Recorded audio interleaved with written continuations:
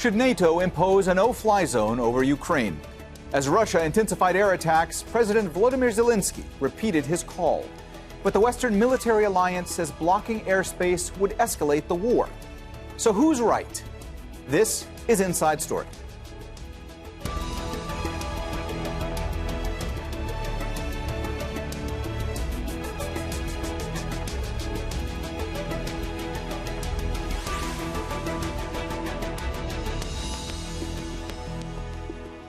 Hello and welcome to the program. I'm Mohammed Jamjoom.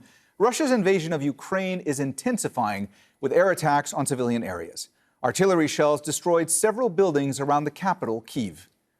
At least 2 bodies were pulled from the rubble of this apartment block. Russian air raids on Sunday killed at least 35 people at a military facility near the border with Poland. That was the largest attack on western Ukraine since the invasion began. Homes and hospitals in Kharkiv and Mariupol have also been hit. Russia denies targeting civilian areas. Ukraine's president says the attacks show why NATO needs to impose a no-fly zone to protect civilians. And now I repeat again, if we do not close our skies, it is only a matter of time before Russian missiles fall on your territory, on the territory of NATO, and on the homes of citizens of NATO countries. Members of Parliament of NATO member Estonia are the first to demand a no-fly zone. Some or all aircraft would be banned from flying over certain regions. Any pilots violating the order risk being shot down. No-fly zones have to be enforced by military means. NATO could end up engaging directly with Russian warplanes, making the alliance direct participants in the Ukraine war. NATO and the U.S. previously imposed no-fly zones when only one side had a powerful air force, such as in Iraq and Bosnia in the 1990s, as well as during Libya's civil war in 2011.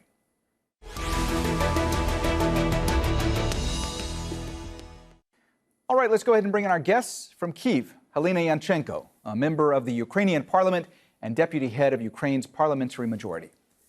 From Brussels, Robert Pszczel, a senior fellow at the Casimir Pulaski Foundation in Poland. He's also a former NATO official. And from Perth in Australia, Alexey Muraviev, associate professor of national security and strategic studies at Curtin University. A warm welcome to you all, and thanks so much for joining us today on Inside Story. Halyna, let me start with you today. You and I spoke a little over 2 weeks ago on this program. At that time, you were calling for a no-fly zone. What does it mean to you today that despite repeated calls from President Zelensky and so many others in Ukraine, officials in NATO have continued to refuse to impose a no-fly zone? Listen, I will tell you what no-fly zone means for Ukrainian innocent citizens. And it means thousands of innocent Ukrainians, women, children, older people will be safe. You know that the crimes that Russian occupation troops are now committing in Mariupol and many other cities. But Mariupol, the situation in Mariupol is the worst. Today, deputy mayor of Mariupol reported that 20,000 civilians were killed in Mariupol only. 20,000 people. Do you imagine that? Do you imagine the scale of these crimes of Russian troops in Ukraine? And they hit Mariupol heavily from air. They hit it from aviation. They hit it with its grads, tornadoes, and stuff like that. They sent missiles to the peaceful cities of Ukraine. 20,000 innocent Ukrainians killed in only one city. And this is all happened because West and NATO countries are not ready, because they fear. I don't know what they fear. I don't know what they fear. Don't they fear thousands of people being killed? But because they still fear to implement no-fly zone in Ukraine, the crimes against humanities, the murders of thousands of civilians are going on a daily basis. Now I'm in Ukraine, in Kyiv, and I should tell you that it is horrible. We are going through a nightmare. Many cities of Ukraine are going through a nightmare of it on a daily basis. We hear missiles from our windows on a daily basis. This is the thing that you can't get used to. This is the nightmare that we live in. And no-fly zone will definitely help to stop these crimes of Russian troops that they commit and keep committing in Ukraine. This is what no-fly zone means. And we believe that no-fly zone should be implemented. Otherwise, the world will not be a safe place to live anymore. If one crazy dictator called Putin can send his troops to another country, a sovereign, peaceful, democratic country, to start kill civilians, then world is not a safe place anymore. And that is why citizens all over the world and politicians should actually start acting, more actively. Robert, you heard what Halyna had to say there about all that's going on throughout Ukraine. We know NATO's position, which is that if they were to try to implement a no-fly zone, they believe that could spark a wider conflict. Let me ask you, how much risk is there from your perspective that attempting to implement a no-fly zone over Ukraine would spark this far more dangerous conflict? Yes, I mean, first of all, my heart goes out to Halyna and all the Ukrainians. It's a tragic, it's a barbaric attack that they are experiencing, and it's just, Russia has put itself beyond the pale. Let's just stress this. I'm a former NATO official, so I can speak I'm speaking in a private capacity. I mean, if it was up to me, first of all, I would not put the no-fly zone concept, off the table. Right. I would consider it more carefully, perhaps, in terms of maybe a partial no-fly zone concerning certain areas. Mariupol is an absolutely, the most urgent example. First of all, there is nothing in international law which would kind of make this such a move illegal. Ukraine has the right to self-defense. It has the right to ask other countries, to help, and also, even Russian hypocrisy of the regime, Kremlin, as they're not even calling it a war. There is also, the right to protect. Doctrine enshrined in UN documents. The problem is, however, that right now, there is no consensus in NATO. And it's, you have to ask these questions, frankly, in the capitals, particularly in Washington, but also in major European capitals. When, for instance, my country, Poland, has offered quite a generous offer, for free, over 20 fighter planes. There was a number of countries in, again, Western European countries who said, no, that's a bad idea, even though nobody was asking them to actually provide anything. This is the reality. Now, having said all this, it is true, one has to be, quite sort of direct about this. No-fly zone would mean war with Russia. It's as simple as that. Would bring, it's not just about sending a few planes here and there, it's about neutralizing the actual potential which Russia is using. For example, the attack on Yavorivsk, which is very close to the Polish border, took place, was from the Russian territory, apparently, right? So it would mean actually neutralizing, a lot of infrastructure and perhaps even attacking Russian, Russian planes, both in Ukrainian, maybe Russian. So, this is very, very serious stuff because, we're talking about the potential World War III. And I can understand, the reasoning provided by a lot of leaders in NATO countries. And you need, as I said, consensus. You cannot have no-fly zone, done by a few countries. But at the same time, the moral case for doing more than it's being done today is growing stronger every hour, not even every day, every hour. Alexey, you must have heard Robert there talk about the fact that if this escalates, you could have World War III on your hands. From your perspective, is there a chance that NATO could reverse its decision, that they could establish a no-fly zone? What would need to happen in order for that to occur? Look, one of the ways how it can be done, first of all, we need to talk about practicalities. Even if NATO would hypothetically decide to introduce the no-fly zone now, it will be, it will face certain operational limitations. It will be limited by the operational range of its aircraft, which will have to operate from, NATO airfields, because if they will try to deploy their assets inside Ukraine, they will be designated as targets by the Russian military. In order to not to create more escalation and certainly create this threshold beyond which the conventional phase of the war can become an unconventional phase of the war, I think one way or another it has to engage in some sort of a consultation and dialogue, as absurd maybe, as hypocritical as may sound, with Moscow, about introducing, as the previous speaker just mentioned, perhaps a partial no-fly zone, for example, in the first instance, of western parts of Ukraine, whether it's manageable from the logistical perspective, and where there is still limited use of Russia's offensive air power. And that may create a degree of sort of division of responsibilities over Ukraine, again, as horrible as it may sound, because we're in the middle of a human catastrophe there, and a disaster, a sovereign country being attacked by a much larger country and a more formidable military power. Mm-hmm.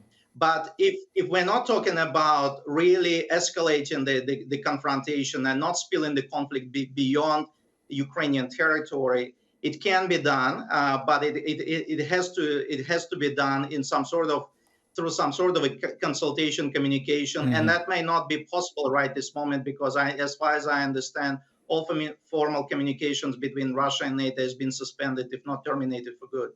Halyna, I saw you shaking your head. I know you want to jump in. I'm going to let you. I also want to ask you about a point that both Robert and Alexey raised, and there have been growing calls for perhaps the establishment of this idea of a limited no-fly zone, perhaps in the west of the country. Is that something that would be acceptable to Ukrainians?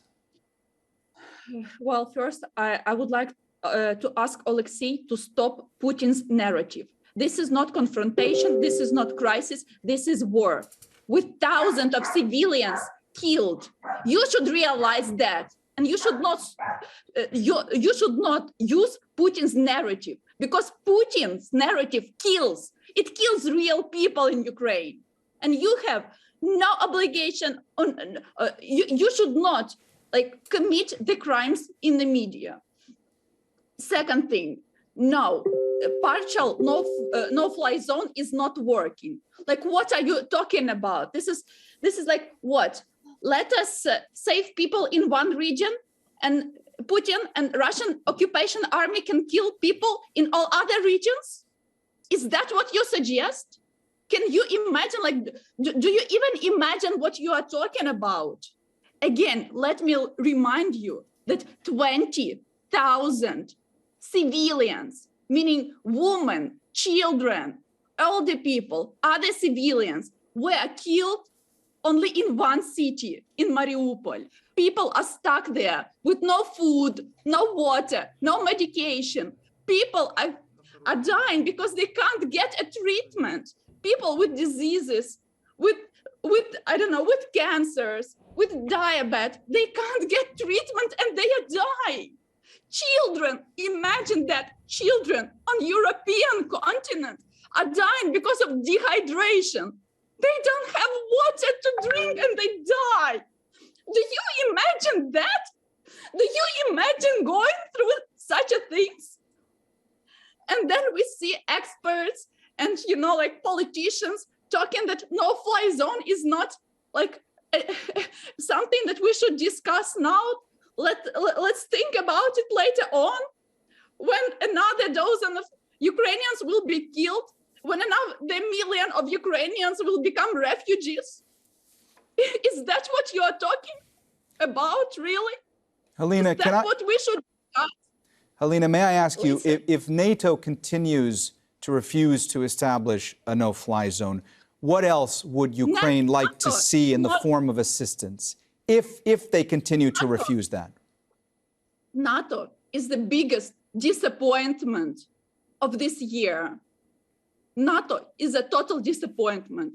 It's an organization which cannot protect anyone, which cannot protect even its own countries. And we should realize that. We should not look at NATO. We should actually communicate and request for help for certain countries which realize that Putin and Russia is a threat.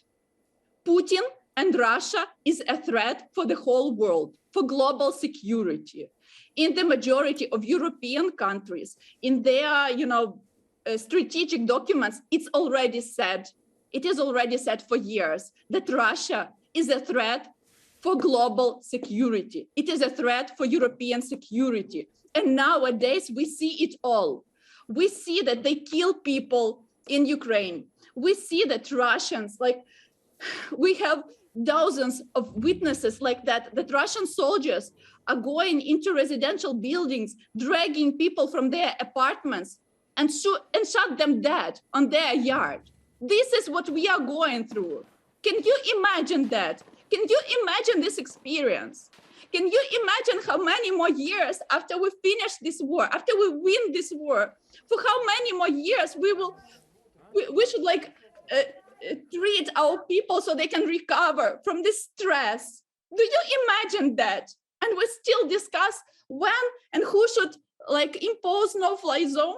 I think it's time for certain countries and alliances to take this responsibility. Because this is not acceptable. It's a shame. I'm sorry to interrupt you, Halyna. We are starting to run out of time.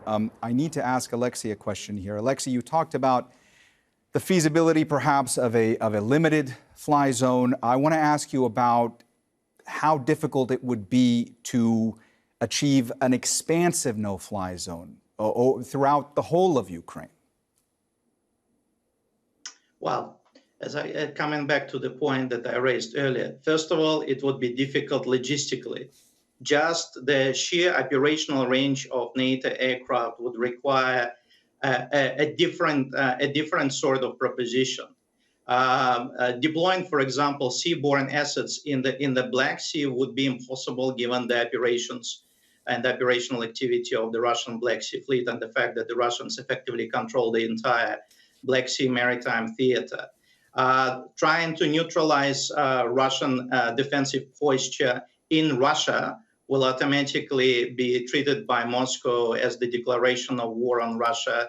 And in the current circumstances, given the fact that NATO has 3 nuclear-armed states, that may premeditate the escalation of the conventional conflict to a nuclear phase. Again, no one knows whether Putin will press the button or not press the button, but certainly the decision makers in Brussels, the decision making in Pentagon would not be at risk of entertaining the option, what if he will not press the button, because everyone who is serious and who knows the business of strategic and defense planning tends to operate from what worst case scenario upwards rather than from optimistic scenario downwards. So given the current state of complete mistrust, given the current state of countries not listening to one another, and certainly Russia and the West being on worse terms, I mean, the current situation is much worse than the darkest years of the Cold War confrontation. I think NATO is simply risk avoiding. And by doing that, I certainly completely agree with Halyna. It's doing industrial damage to its reputation. It's actually undermining its credibility as the world believes to be the most powerful defensive alliance.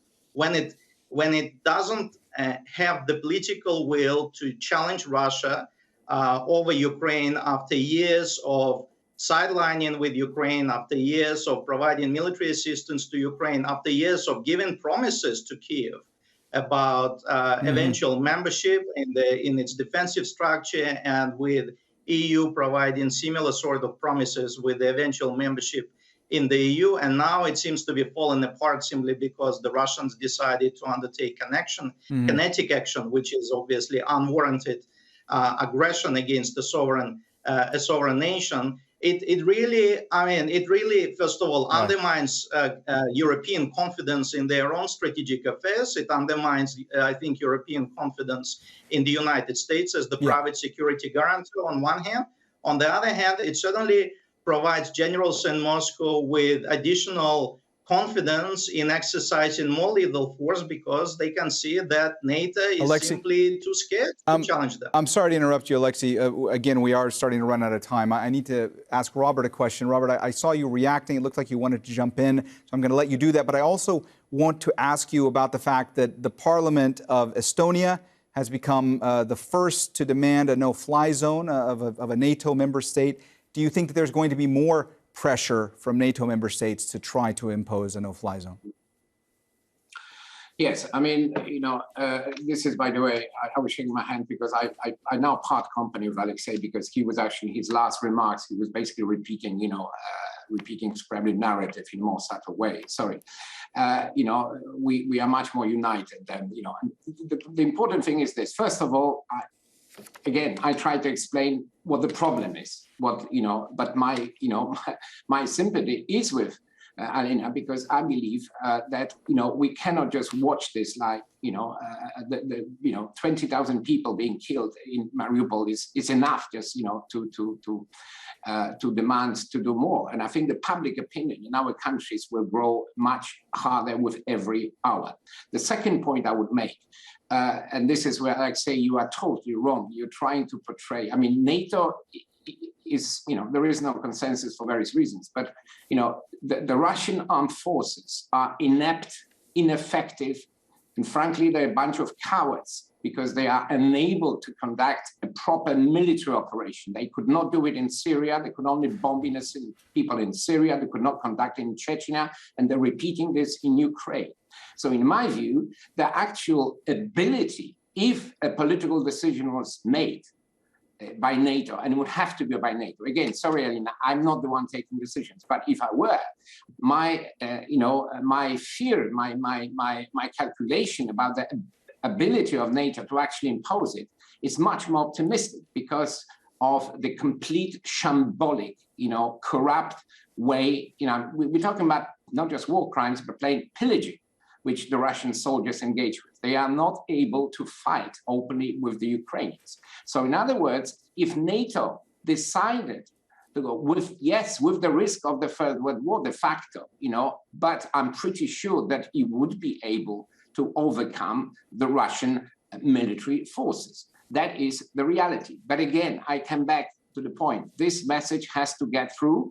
It is getting through to a lot of people in different capitals, but at the same time, we need to have, respect the fact that, there is, NATO countries are democratic countries, and they all, look at the situation from the point of view of security of the people that they represent, and one cannot neglect this. So in other words, we are where we are today. But if Russia continues this barbaric war, who knows? The public opinion may actually, change the views of the people who make those decisions. At the moment, the main effort has to be on helping Ukraine with defensive, with military assistance, and that is happening as we speak. And that is the most important thing that we can do right now. And other things, policy.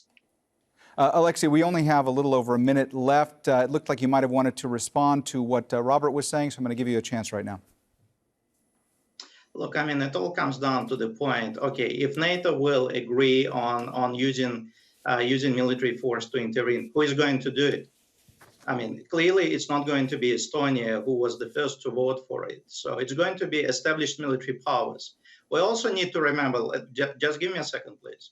We also need to remember that you need to give full credit to the Ukrainian military, in the context of the Ukraine's defensive posture. Ukraine right now, or at least prior to the war, deployed one of the most effective military forces, in some instances superior to some of the militaries of a number of NATO member countries. I mean, if Russia is so bad in its combat performance, well, why don't generals in Brussels make a quick decision and destroy the force that, according to you, is performing so badly? So I think we need to understand the realities on the ground, and we also need to understand the complexities of the situation. And when we discuss in war, it's important that the war is discussed by people who actually understand the business of war fighting, not people who are making empty promises and who are not going to end up fighting.